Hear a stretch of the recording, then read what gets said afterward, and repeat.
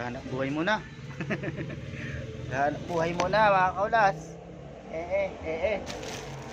Bagay kita puro lakwat sa tupagin. Wala mangyayari. Hanap buhay ay muna oh. Ay. Duro ba yan naman? Makabisi ba yan naman tayo ngayon oh?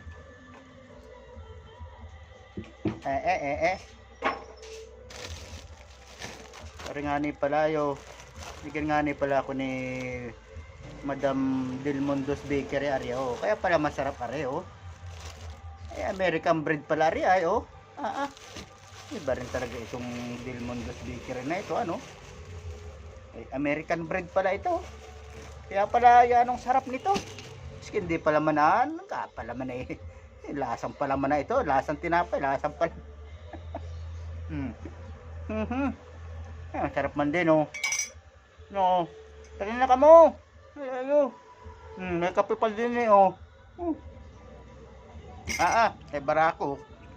Makabarako yung kape. Maka ano, yanong anong tapang. Hindi nag-coffee meet ay. Coffee meet pa. Kakalakas lang ng nervyos yun. Malakas na nga na yung kape eh. Kakanervyos na nga ni. Alagdagam pa ng gatas eh. Lalong malakas ang nervyos na.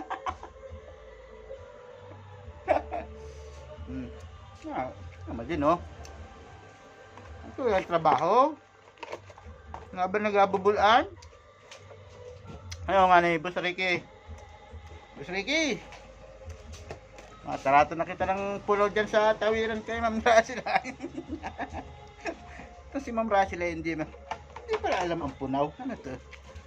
Anong daw yung taga-mungpong na yan? Yun nga na yung taga-bundok ng Marcapir ay alam nga na yung punaw. Sulok na yun. Ito. Kung na may bilingan Ma'am Dulce. Di rin na nga na ano. Nakapagbubulan milaang. Shoutout muna sa mga bagong followers natin dyan. Thank you very much ng marami. Follow lang po na kayo na follow. Ako balas na sa Pasko. Masarap po. Ba? American bread del mundo oh. Libre pati ah. Kaya masarap ay libre. Salamat po sa pag-watching dyan. Dalikdikin ko na ito at mailaya pa. Gaarado pa. Gaarado pa, gasuyod pa. Gadayos pa. Walang tarabahuin. Sabihin mong walang trabaho. Duro ang tarabahuin. Galaba. Shout out sa maglalaban dyan.